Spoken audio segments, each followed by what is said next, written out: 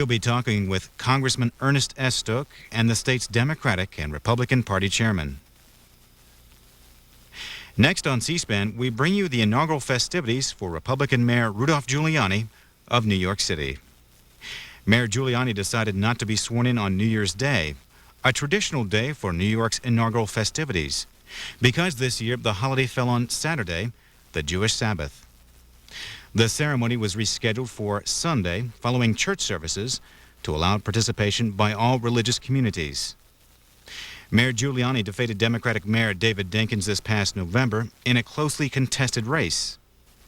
We now take you to the steps of City Hall in New York City for the inaugural activities.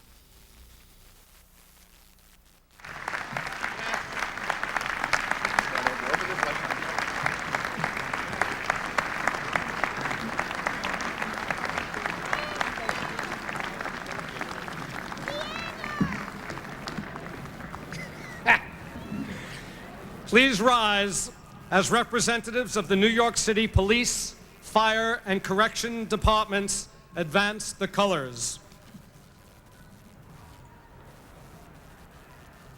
Seated.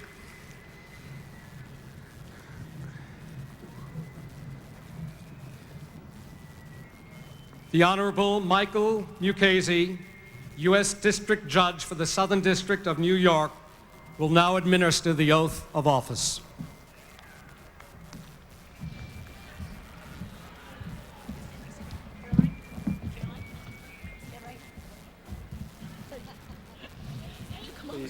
Please raise your right hand and repeat after me.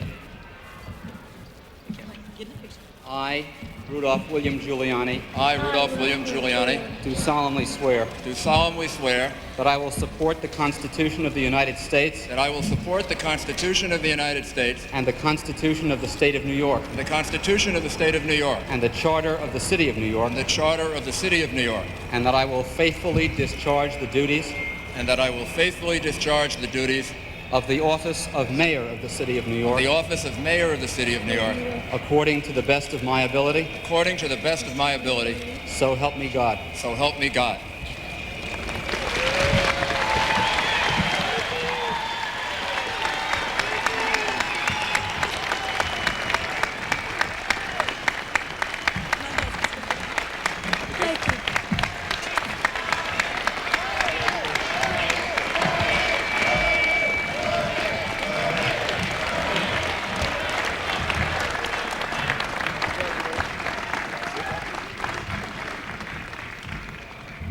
Ladies and gentlemen, the Mayor of the City of New York, Rudolph W. Giuliani.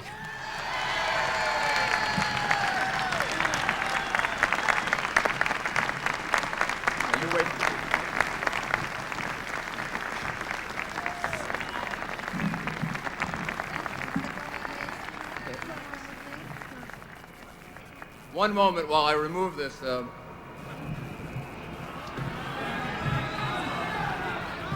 Okay, you can't see me? All right, let's put it back. Thank you. All right, that's easier. I'm going to have a co-addressee, I guess. Andrew. Rabbi Shira, Cardinal O'Connor, Reverend Charles Mixon, who are offering prayers today at this inauguration. Each of them reminds us, not just with the prayers that they offer, but with the example of their lives, of the centrality of God to our city. I thank them very much for being here. I also thank them because I think this is the group of people to whom we should offer thanks for the wonderful weather. Rabbi, the Cardinal, and the Reverend, I think, are responsible for the beautiful weather that we have. Mayor Dinkins, I salute your accomplishments for our city.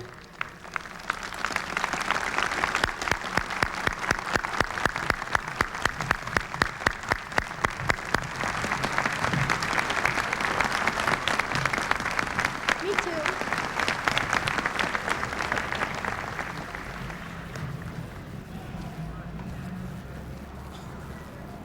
Mayor Dinkins' special dignity and grace will always mark his governance of our city, and it's something that we hope to call on in the future. And I know that we can, and that we can count on it. Governor Cuomo, I appreciate the help that you have already given us in putting together our administration and the spirit of cooperation, which means so much not only to me, but to the people of the city. Speaker Peter Vallone, I congratulate you on having developed the City Council into such a respected and effective legislative body. And I look forward to our partnership and friendship with you and the other members of the City Council in working together for our city.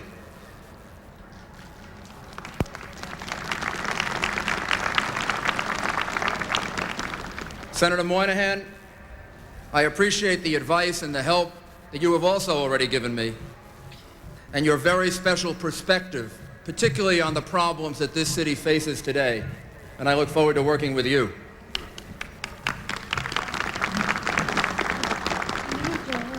To Mark Green and to Alan Hevesy, I offer my congratulations to you and to your wonderful families. I look forward to working with you in government as partners. All three of us committed to working hard to creating more hope and more optimism and a much better city for all of the people of the city. Congratulations.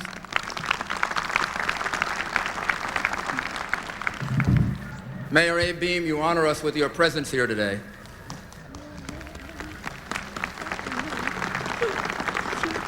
Mayor Koch. That's okay.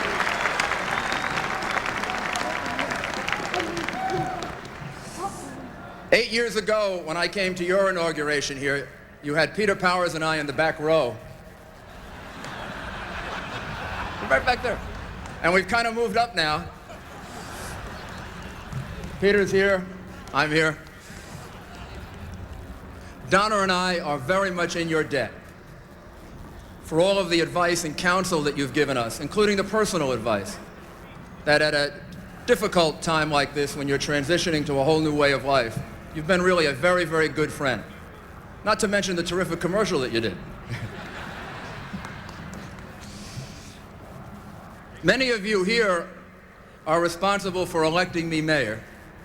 All of you here will be responsible for the success of our city. So just one or two special acknowledgments. To my wife, Donna, my partner,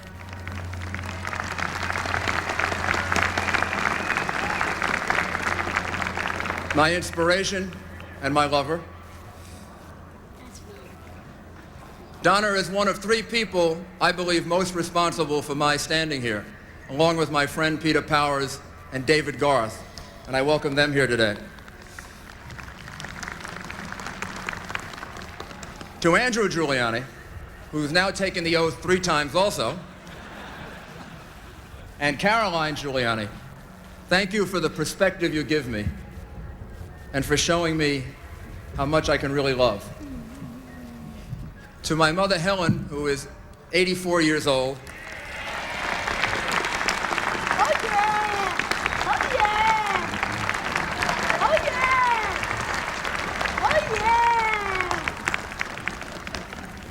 thank you for giving me the gift of thirsting for knowledge and of values.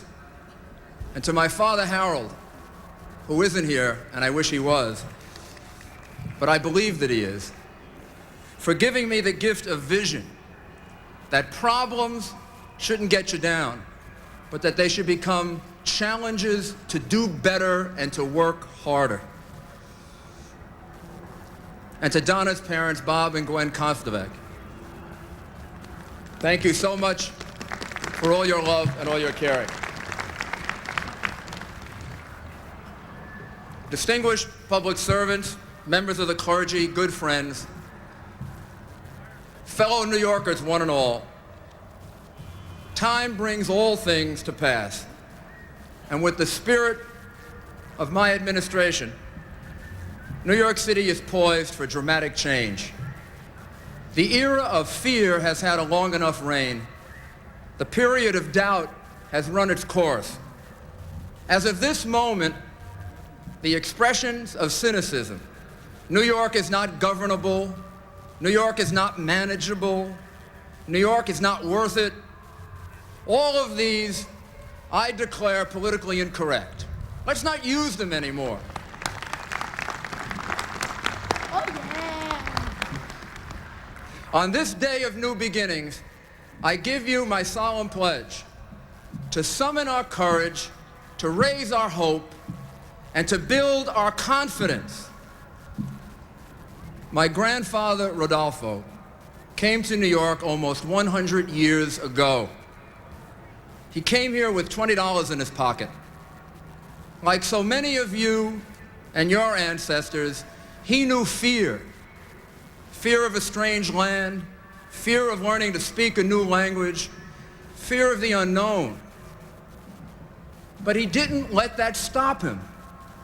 He dreamed that life could be better for him and his children in New York City, and he lived that dream. Now it's time for us to convince the cynics that the fear, the doubts, and the cynicisms are over with. Dream with me of a city that can be better than the way it is now. Believe with me that our problems can be reduced, not magically resolved. Plan with me to make the realistic changes that will actually make people's lives better than they are right now, and work hard with me to apply these plans to improve our city. Dream, believe, plan, and work. This is the foundation for the process of change.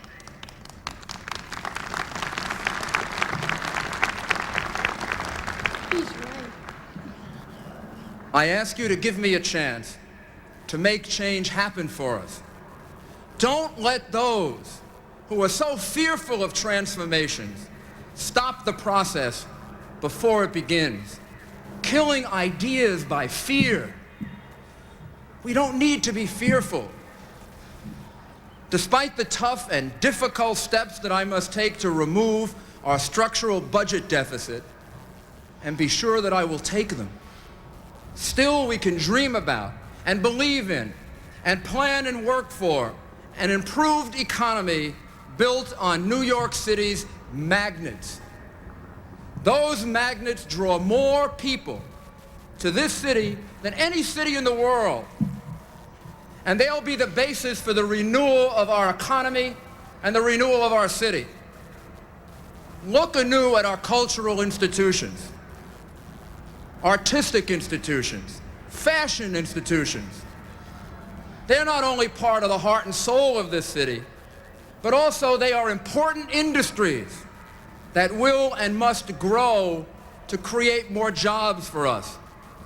Look anew at Broadway, the opera, the ballet, the museums, and the fashion industry as powerful magnets, drawing people and commerce to our city.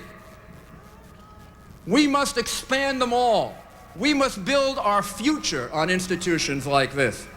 And as they grow, more New Yorkers will go back to work and have jobs. It should be so, and it will be so.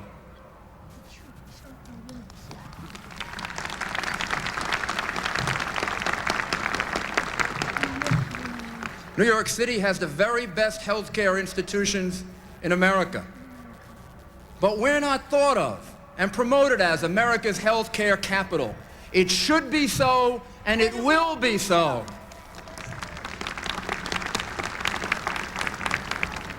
We're the home of over 100 institutions of higher learning. In every field, we have some of the greatest schools in the world here in New York City. People come here from all over the world to be educated in our schools. Yet we don't think of New York as a college and university town. It should be so, and it will be so.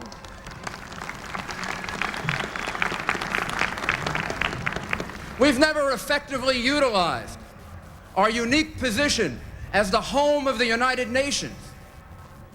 The politics of the Cold War and strong disagreements over past policies prevented it. But that's behind us now. That's the past. It's time to enhance our relationship with the United Nations and to build on it. Think of this. Albany is the capital of New York State. Washington, D.C., the capital of the nation. And New York City will again be the capital of the world. It should be so, and it will be so.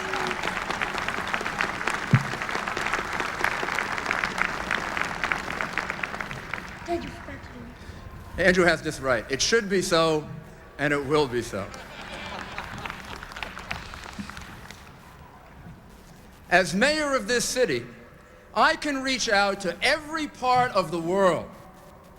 And my message is a clear one.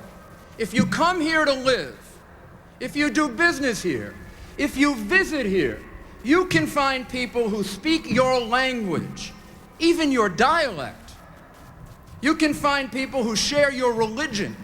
You can find people who care about and treasure your culture and tradition. This is the source of great strength for us that we can utilize even more for this city to grow and to prosper. Today, we extend our hand in friendship to all.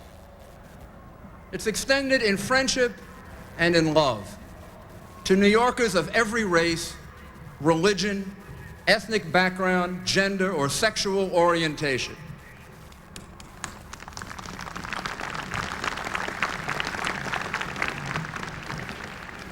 I know your diversity. I respect it.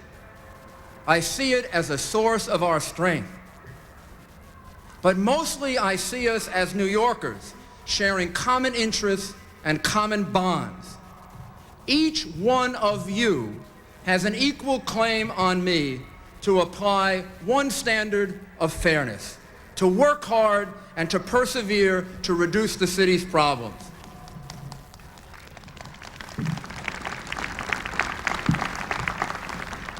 Each of us also has a claim on each other to look beyond our perceived differences to see our more important similarities. All of us sharing in this time and in this place our opportunity to build a better and a greater New York. I'm confident today. I know something about you as New Yorkers that maybe you don't appreciate enough about yourselves. I know how strong, how daring, how intelligent, and how hardworking you, the people of New York City, really are. Nothing is beyond our grasp. Your strength was demonstrated within sight of this place. Last year, at the World Trade Center, 6 lives were tragically lost in the bombing, but not one life lost because of the evacuation. It was a day in which 50,000 New Yorkers took charge of themselves and each other, showing on their own, even before any city worker could help them, that New Yorkers of the 1990s, all of you, have the same ingenuity, the same sensitivity, the same talent, the same courage that our ancestors had that built this great city. We have it. Let's use it. What we witnessed was a clear demonstration of the spirit that permeates New York City. When things are bad, when times are tough, New Yorkers prove they are better and tougher. The New York spirit that brought us through the World Trade Center crisis, including putting it back in operation so quickly against all odds, was a demonstration of the courage and ingenuity that we must now apply to restoring public safety, saving our schools, creating jobs, controlling our budget deficit, and most importantly, improving the quality of our lives. All of these things and more are priorities for my administration.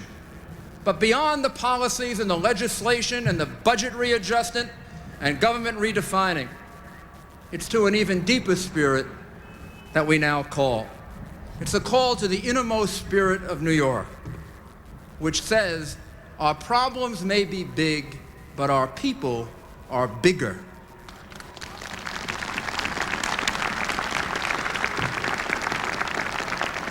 As my father taught me, problems are challenges to do better, and we will do better. In that spirit, New York City is once again beginning to set the agenda. Rather than having to look elsewhere for innovation, we now hopefully can look to New York City. And we've only just begun. Our city has never had as bipartisan a government as we have put together. Democrats and Republicans are working as one at the highest levels of city government, as are people who voted for me and people who voted against me, and people of all different backgrounds. They were chosen on a simple belief that they were the best people to carry out the job for which we selected them. Our approach to gun licensing has already been cited approvingly by the President and the Attorney General. The Governor and I are in agreement on many measures that are needed to reduce violent crime, and consensus is developing around reducing the hotel occupancy tax,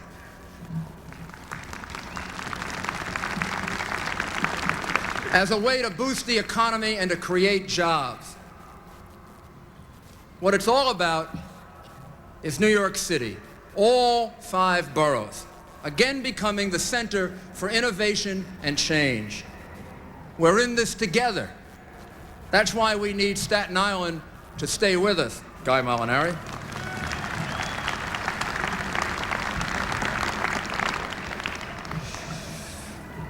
Give me a chance to show you how a city government interested in Staten Island, Brooklyn, Queens, and the Bronx as much as Manhattan can make a difference in your lives. Change in many forms is coming to our city, but it must be built around respect for the law and justice. American cities can't survive as we know them if they remain so violent. Our priority must be to reduce the violence. I'll place a much greater emphasis on stricter enforcement of the law, to reverse the growing trend of ever-increasing tolerance for lawless behavior. I'll work for changes in policing and in criminal justice that will redress the balance that I believe is now out of balance. Guns, the handguns, will be a particular source of our efforts. If we have, in the words of Senator Moynihan, defined deviancy down, now we will instead raise standards and have greater expectations for the behavior of our people.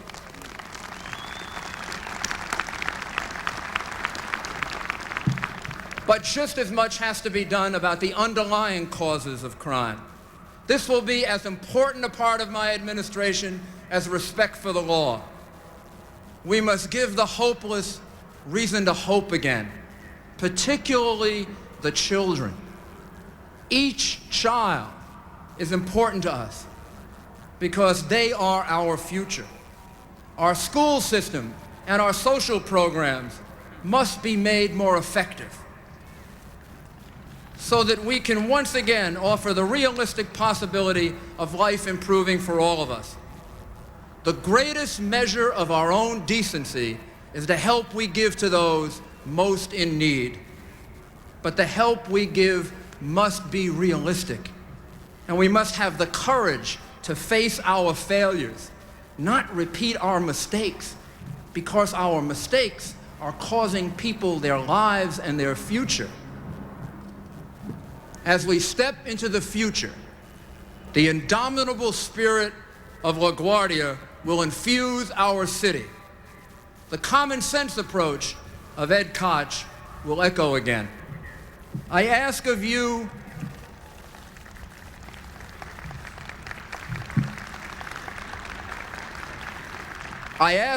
what I demand of myself. Greet tomorrow with a determined capacity to overcome any problem. dream, believe, plan, and work with me. In doing so, we'll remove the grip of unwelcome legacies and provide an administration of new beginnings. Our success is critical not only to ourselves, but to the state and the nation. It is in our common interest to work together to emerge successfully. On the second day of January of 1994, I dedicate my administration to you, the people of New York City. May God bless each one of us as we prepare to give our children a stronger and a healthier city. It should be so, and it will be so. Thank you.